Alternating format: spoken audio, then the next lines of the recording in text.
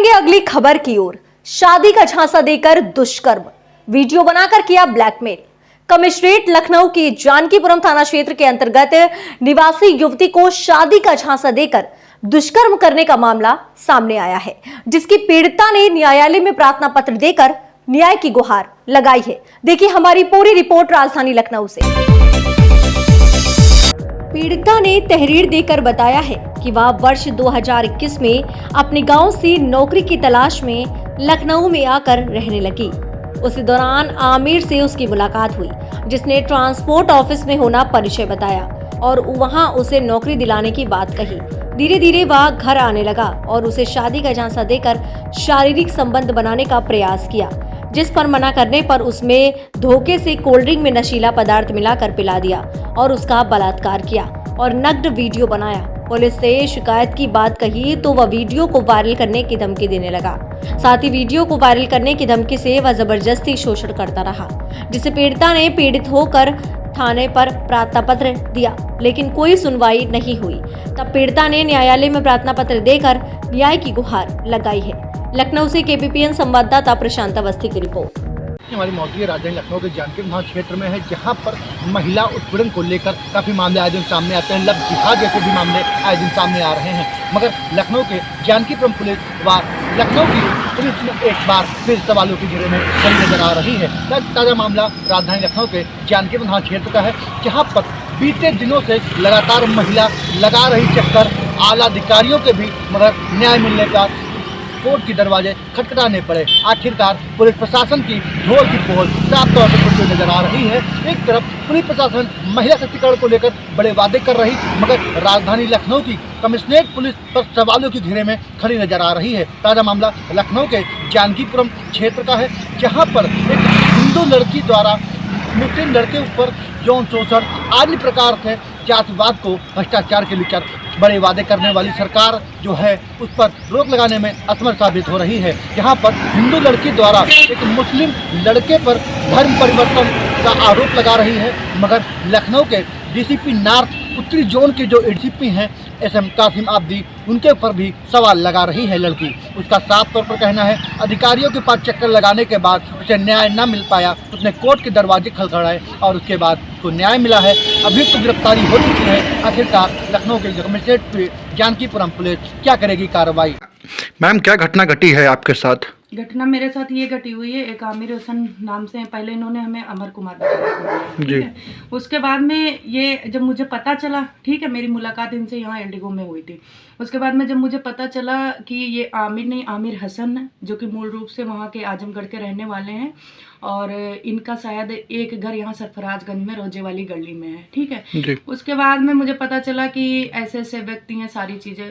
फिर इन्होंने हमारे ऊपर दबाव बनाना शुरू किया, दबाव बनाते रहे कि ऐसे नहीं करोगे, वैसे नहीं करोगे। अक्सर रात को अचानक आ जाए, 11 बजे कभी आ रहे हैं, कभी 12 बजे आ रहे हैं।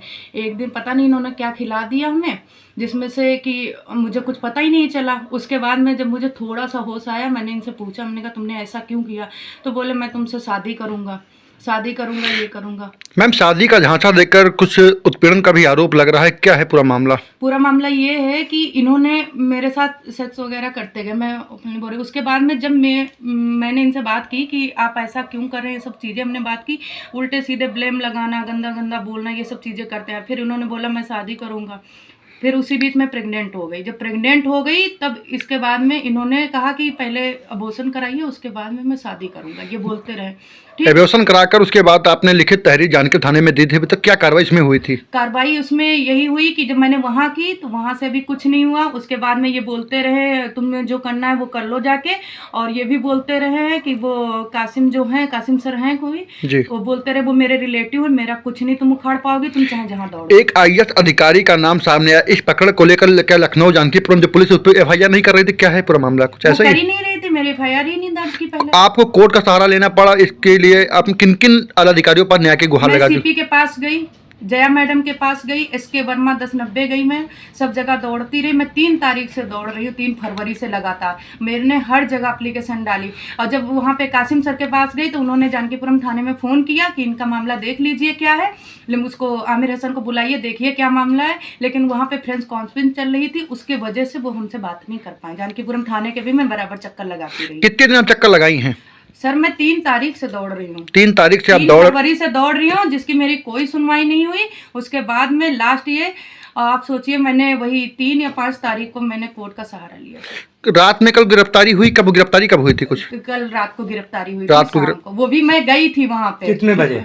पता करने गई थी, टाइमिंग वही करीबन था रात को। मैं पहले सुबह गई हूँ 7-8 बजे करीब, तो घर पे ताला लगा, बाहर से ताला लगा हुआ था, व्यक्ति अंदर ही था। वहां का जो एक लड़का था गार्ड, उसको उससे ताला लगवाया हुआ था। फिर उसने क्या किया, जब मैं शाम को पहुंची हूँ 9 बजे, जब 9 बजे पहुंची हूँ तब भी उसने गेट नहीं खोला। उसने खुद 100 नंबर को फोन किया, जो कि मड़ियामा से खुद आप पूछ लीजिए। बीते दिन आपको मड़ियामा थाने में एप्लीकेशन दी गई थी, उसमें अभी तक क्या कार्रवाई हुई थी? उसमें कुछ भी नहीं होता, उसमें इन्होंने मोहलत ले ली थी और उसके बाद में कुछ नहीं किया, चला गया छोड़ के। शादी का झांसा देकर दुष्कर्म करने का प्रयास है, पूरा क्या है पूरा मामला? करते रहे, बराबर करते रहे, मेरे मना करने पर भी। फिर उसके बाद इन्होंने बोला जो करना है कर लो जाके, मेरे पास ऐसी वीडियो तस्वीरें हैं, तुम कुछ नहीं मेरा कर पाओगे। इसी डर के वजह से मैं चुपचाप पहले बैठी रही, लेकिन फिर मैंने सोचा कि ये आपको झांसे में कैसे ले लिए थे पहले जो है? सर मैं एक छोटा सा काम करती थी, मैं रहती थी अच्छी खासी। इसने पहले मेरे से बात की 1-2 बार, मैं अपना डॉगी टहला रही थी वहीं पे, इसने बात की, मैंने बात करने से इनकार कर दिया। फिर इसने मेरा नंबर ढूंढा, नंबर से बात की, लेकिन जब मैंने ये छानबीन की, इसकी आईडी पता की तो अली नकी के नाम से आईडी थी।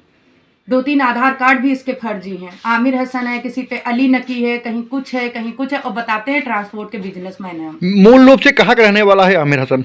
मूल रूप से गोहाना, आजमगढ़, मऊ के रहने वाले हैं। तो मामले को हुए कितना वक्त हो गया है? ये मामला हुए आप सोचिएगा, ये गए हैं लास्ट 5 फरवरी को।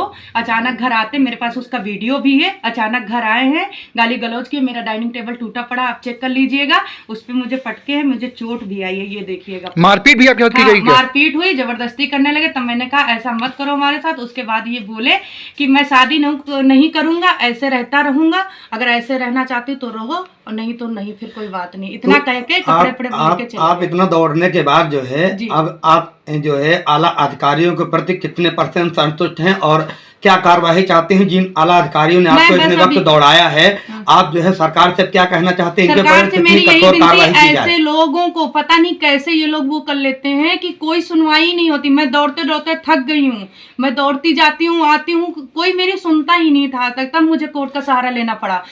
नहीं, आप सरकार से क्या कहना चाहते हैं? संदेश क्या देना चाहते हैं कि जो ये लापरवाह अधिकारी हैं, इन पर जो है कार्रवाई होनी चाहिए? भी कि एक पीड़िता की ये FIR दर्ज नहीं करते इतनी जल्दी, यहाँ चले जाओ, वहाँ चले जाओ, एक दूसरे को रिफर करते रहते, आप उनके पास जाइए, उनके पास जाइए। मैं दौड़ते दौड़ते परेशान हूँ। एक तरफ मौजूदा सरकार जो भारतीय जनता पार्टी की सरकार है, महिलाओं के पद लेकर 1090 अन्य प्रकार की योजनाएं जा रही है, मगर जानकीपुरम पुलिस द्वारा इसको विफल किया गया, इस बारे में आपका क्या कहना है?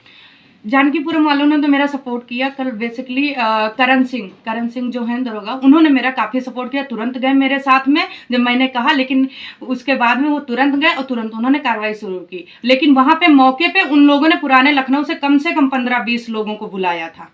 और जबकि ये खबर मैंने इसकी माँ को भी दी थी 5 तारीख को रात्रि को मैंने कॉल किया था। इनकी माँ ने भी कोई जवाब नहीं दिया, लड़के का ही पक्ष ले रही थी, उनकी माँ को भी सब पता था।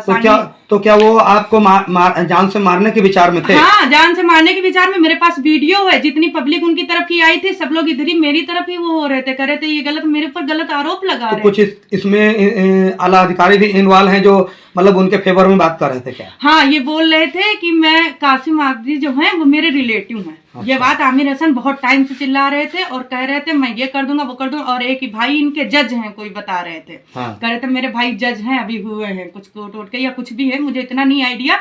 और हमेशा यही कहते रहे तुम्हें जो करना है कर लो जाके। 76 है, और ये भी कहा कि 76 से अच्छा मैं 302 में जाऊंगा तो ज्यादा अच्छा रहेगा मेरे से।